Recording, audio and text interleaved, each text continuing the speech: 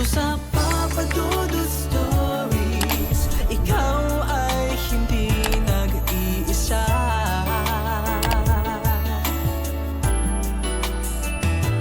Dito sa Papa Dudut Stories, may nagmamahal sa'yo. Papa Dudut Stories, Papa Dudut Stories. Dear Papa Dudut, sa lahat po ng mga nakatutok ngayon, huwag pong kalimutan mag-like, mag-share at mag-subscribe. Maraming salamat po sa inyong lahat.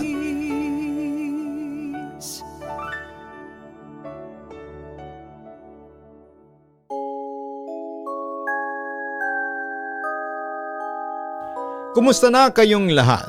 Sana po ay maganda ang pagpasok ng inyong bagong taon. Ako po si Nestor Apasible ng Tacloban City, Leyte. Pero tawagin niyo na lamang po ako sa palayaw kong Etok. 80 anyos na ako ngayon at nung dyan pa ako sa Malabon nakatira ay nakikinig ako sa inyong programa sa radyo. Sa kabilang banda ay nalaman ko naman ang tungkol sa YouTube channel mo dahil sa mga apo kong kasakasama ko ngayon na nag-aalaga sa akin. Sila din ang nagkumbinsi sa akin. Naibahagi ko raw sa inyo ang aking nakakatakot na karanasan. Maraming dekada na ang nakalipas. Papa Dudut, nagsimula ang ikikwento ko sa inyo noong taong 1963 sa isang pampublikong kolehiyo sa Maynila. Unang nakamayan ko ang isang dalagang may mainhin ngunit malungkot na mga mata. Si Minerva. Mahiyain po ito, laging nakayuko kapag nagsasalita at bihirang makisali sa kwentuhan ng ibang mga estudyante.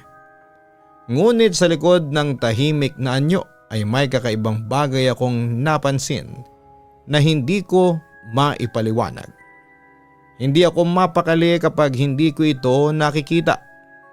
Tuwing break, palihim ko itong tinitignan sa kantina habang ito ay kumakain ng kanin lang at kaunting ulam.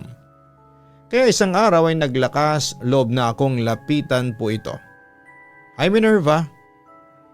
Minerva, hindi ba? Classmate tayo sa Philippine Literature. Pakilala ko sa kanya. Tumango lamang ito, hindi makatingin sa akin si Minerva. Naintindihan ko naman siya kasi alam kong mahiyain siya at unang beses kong lumapit sa kanya. Pwede ba kitang samahan? Wala akong makasabay ngayon. Nung una ay parang tatanggi si Minerva, ngunit kalaunan ay tinanguan din niya ako. Doon na nga nagsimula ang pagkakaibigan namin. Madalas na kaming magkausap pero laging may hangganan si Minerva. Tuwing tila lalalim na ang aming pag-uusap ay bigla na lamang siyang iiwas. Kapag napapadaan ako sa dorm ng mga babae, lagi itong nasa bintana pero agad na nagtatago kapag nakita na niya ako. Isang gabi habang pauwi ako galing sa library, nasulyapan ko si Minerva. Sa isang maliit na parking madilim ang paligid. May kasama siyang matandang lalaki. Hindi ko ito kilala. Akala ko ay kamag-anak lang pero napansin kong parang pinapagalitan si Minerva at maya-maya'y hinatak ito papalayo. Kinabukasan wala si Minerva sa klase.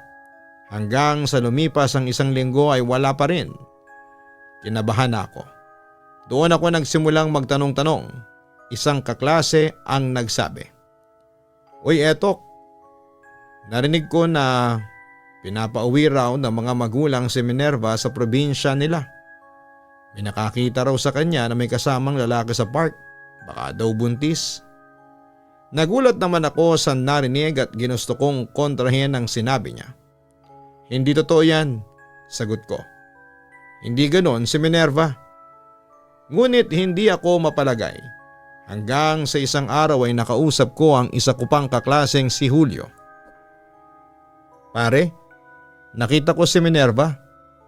Sakay ng jeep papunta raw sa isang baryo sa norte. Sobrang liblib daw ng lugar na yon. Taga doon daw pala ito."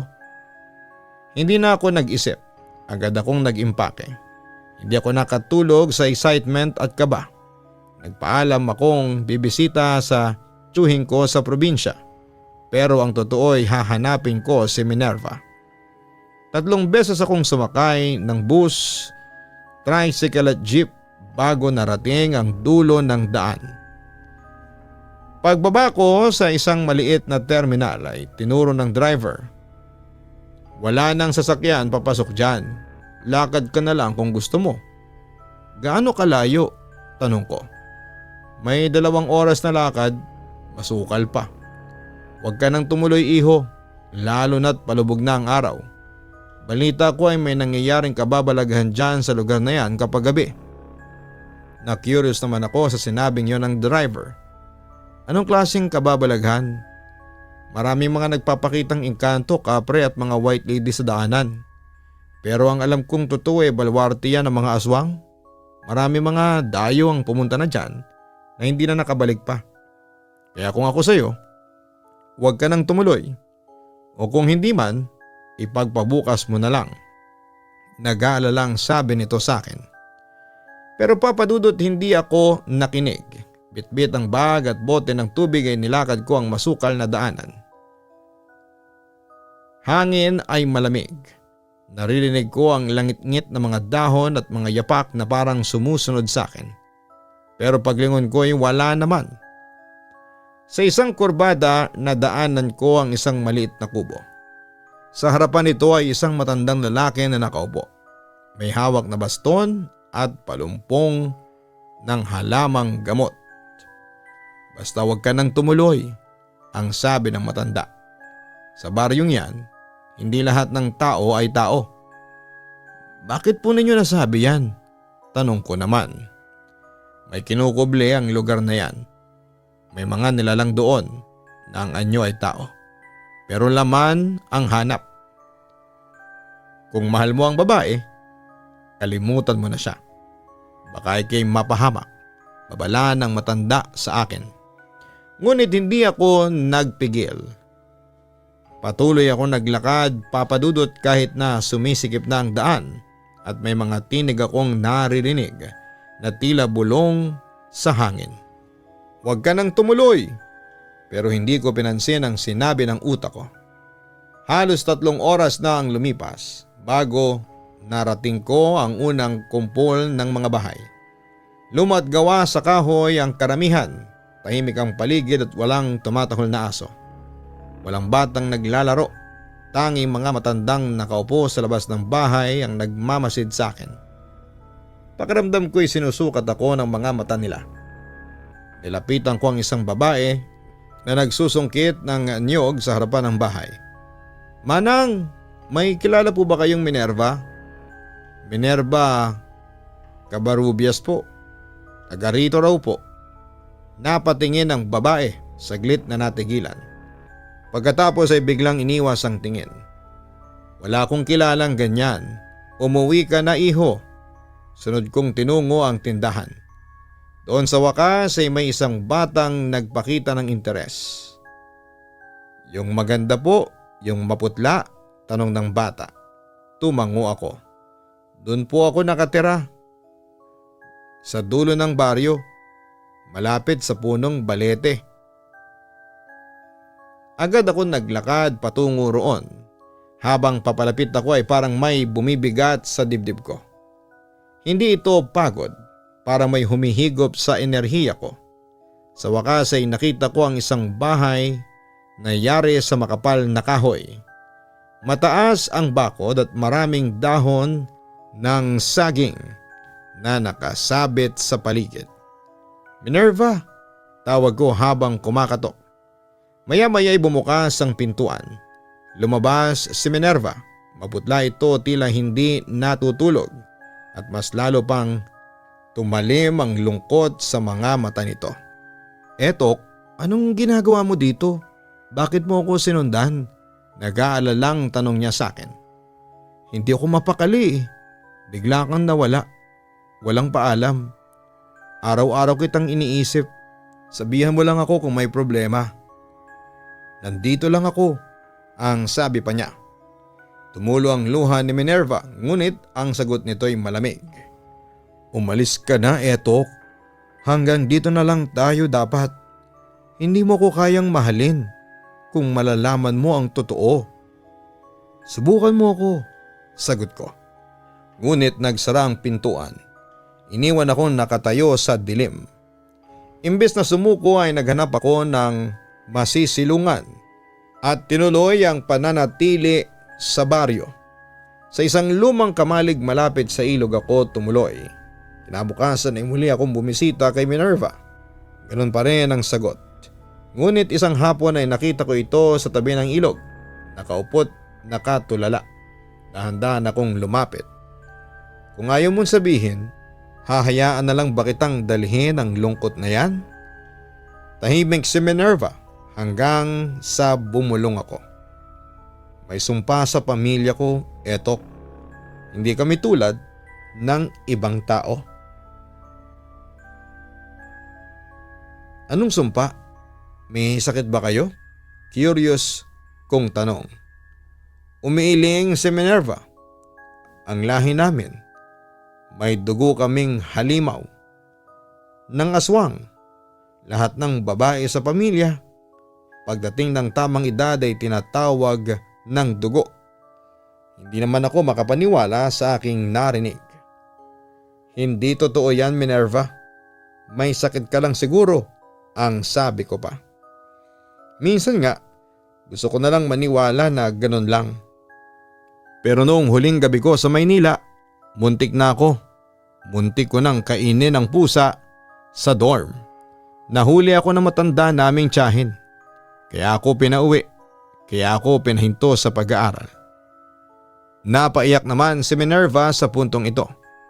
Pinilit kong lumayo sa iyo dahil ayoko maging dahilan ng pagkamatay mo. Pero nandito ka ngayon. Tahimik ako, hindi ko alam ang isasagot. Niyakap ko si Minerva, papadudot. Kung may paraan para tulungan ka ay gagawin ko. Hindi mo kailangang harapin ito ng mag-isa. Pag-aalo ko sa kanya. Mula noong ibunyag ni Minerva ang katotohanan ay lalo siyang naging tahimik at mailap. Ngunit hindi na ako umalis pa. Araw-araw ko siyang binabantayan mula sa malayo. Nananatili ako sa lumang kamalig. Patuloy na umaasang may paraan para maibalik si Minerva sa dating sigla. Isang gabi ay may narinig akong sigawan sa baryo. Lumabas ako at nakita ang ilang mga lalaki. May dalang sulo at gulok. Sa gitna namin ay isang matandang babae ang tinutukan ng itak. Siyang nakita kong lumilipad kagabi. May dala siyang sanggol. Sigaw ng isa pa. Nagpalusot ako sa mga tao at nakita ko ang kulubot na mukha ng matandang babae. Ngunit may pamilyar na mata. Tiyahin ni Minerva. Bago ito tuluyang mahatulan ay tumingin siya sa akin at nagsalita na mababang ngunit malinaw. Hindi mo ako kayang iligtas. Isa ko sa amin. Isa na rin ako sa mga lalapastanganin ng gabi. Umalis ka habang may lakas ka pa. Ngunit bago pa makasagot ako ay tinulak ako palayo ng isang lalaking hindi ko kilala. Halika na kung ayaw mong isunod sa kanya. Huwag kang makikisangkot. Dinala ko nito sa isang maliit na bahay. Pagpasok pa lamang ay bumungad na sa akin ang matandang albularyo na una kong nakasalubong sa gubat. Hindi ka nakikinig sa akin, ang sabi ng matanda. Ngayong nandito ka na, wala ka ng kaligtasan.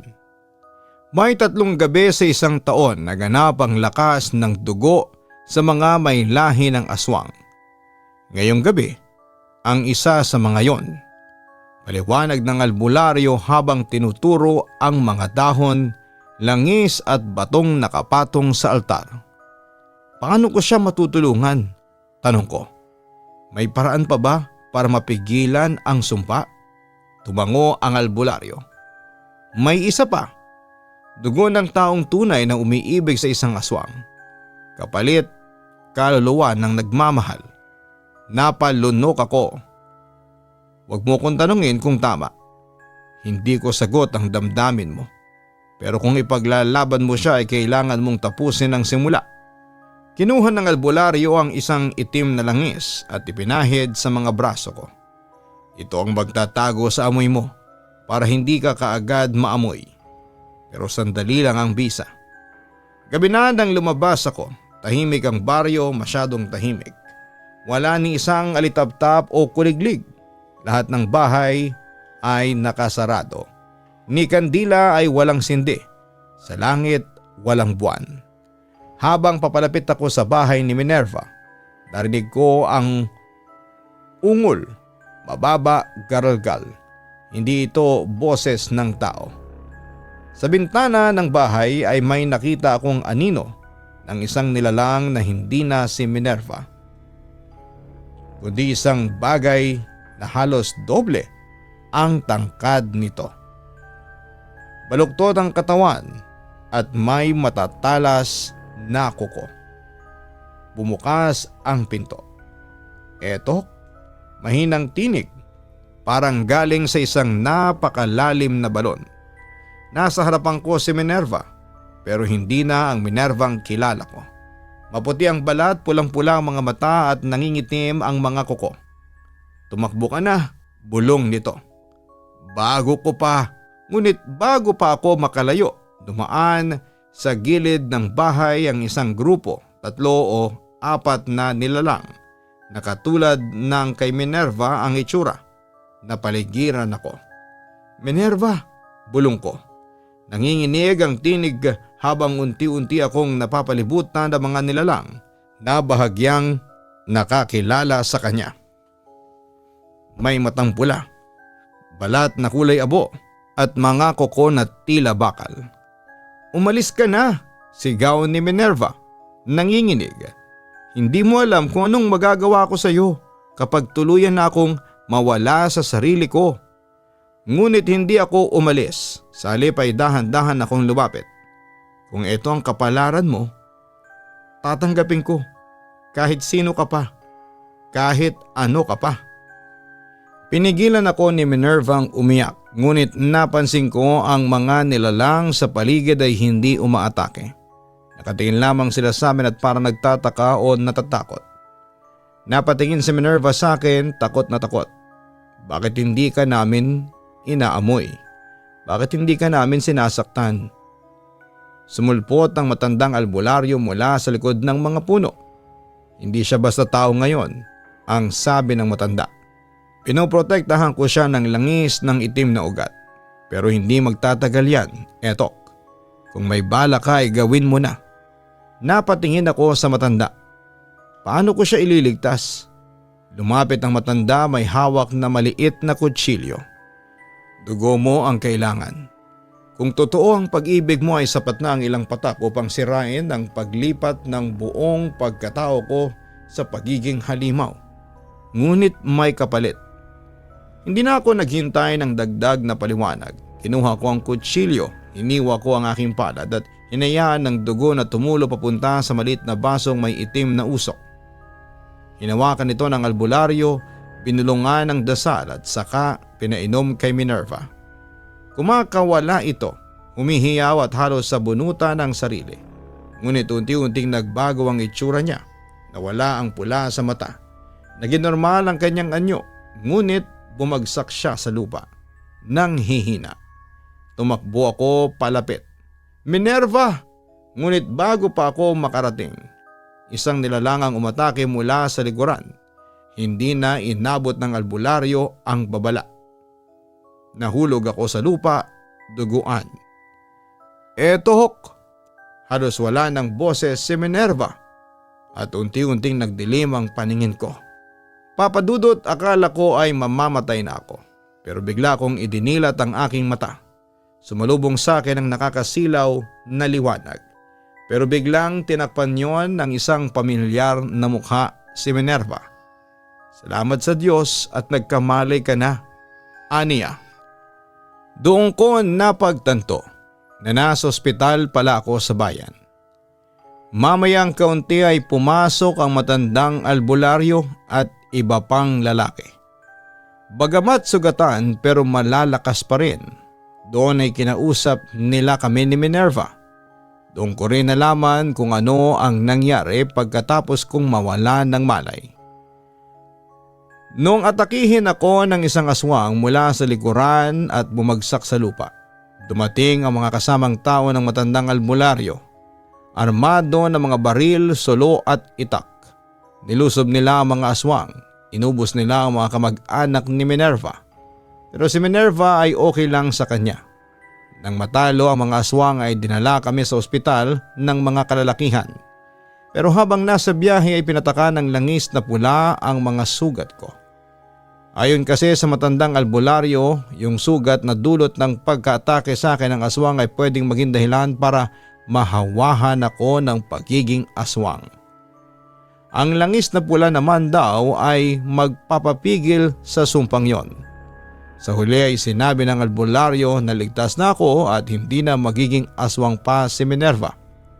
Samantala, papadudot, noong makarecover ako ay bumalik kami ni Minerva sa Maynila para ipagpatuloy ang aming pag-aaral. Lumipas ang mga taon, nakapagtapos kaming pareho at sinagot na rin niya ako ang panliligaw ko sa kanya. 6 na buwan pagkatapos noon ay nagpakasal na kaming dalawa at nagkasundo kaming manirahan sa probinsya ko sa Leyte. Sa Tacloban kami tumira noon. At ayun nga, papadudot, nagkaroon kami ng 7 mga anak, 6 na babae at 1 lalaki. Sa ngayon, papadudot, ay nakatakda kaming magdiwang ni Minerva ng aming ika-60 anibersaryo bilang mag-asawa. Siyempre masaya kami. Kasama kasi namin ang mga anak at mga apo namin. May apo na rin kami sa tuhod. Bagamat naka-wheelchair na ako sa ngayon dahil na rin sa sobrang katandaan. Pero masaya ako kasi malakas pa si Minerva kahit na 80 na. Isa na lang ang panalangin ko ngayon sa Panginoon na sana'y biyayaan pa kami ni Minerva ng malakas na pangangatawan at maayos na kalusugan. Humaba pa sana ang aming mga buhay. Papadudot, dito na po tatapusin ang aking kwento at sana po ay magustuhan ninyo. Kapag mahal mo ang isang tao ay gagawin mo talaga ang lahat para siya ay mailigtas. Manganib man ang iyong buhay. Muli maraming salamat po at magandang araw po sa inyong lahat. Lubos na gumagalang, Etok. Maraming salamat Etok sa pag-share mo ng iyong kwento sa amin. Tama ka. Kapag mahal mo talaga ang isang tao ay handa mo siyang tanggapin. Kung sino man siya at handa mong isakripisyo ang iyong buhay, mailigtas lamang siya. Ganyan kabusilak ang tunay na pag-ibig. Selfless. Minsan ay makakalimutan mo ang iyong sarili dahil ang nasa isipan mo lamang ay ang kapakanan at kasiyahan ng taong mahal mo. Pero syempre huwag din nating kalimutan ang ating mga sarili. Maglaan din tayo ng para sa sarili natin para makasama pa rin natin ng mahaba ang taong mahal natin.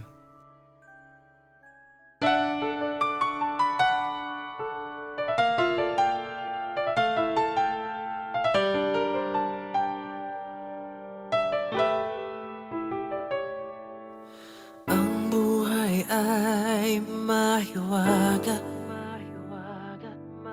laging may lungkot at saya. Sa Papa Dudut Stories, laging may karamay ka.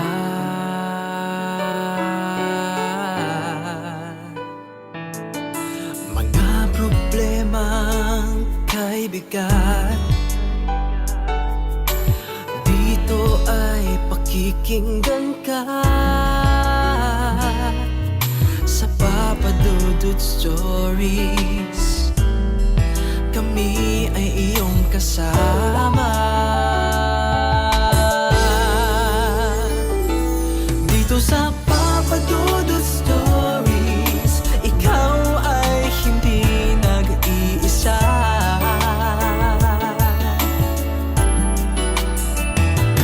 Dito sa Papa Dudut Stories, may nagmamahal sa'yo.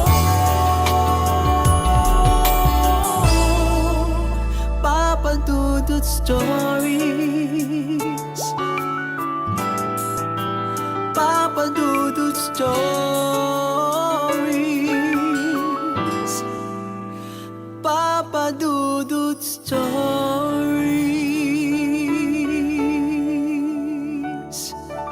Matakot, kabahan sa mga kwentong nakakagimbal sa Kaistorya YouTube channel with daily post at 7 p.m.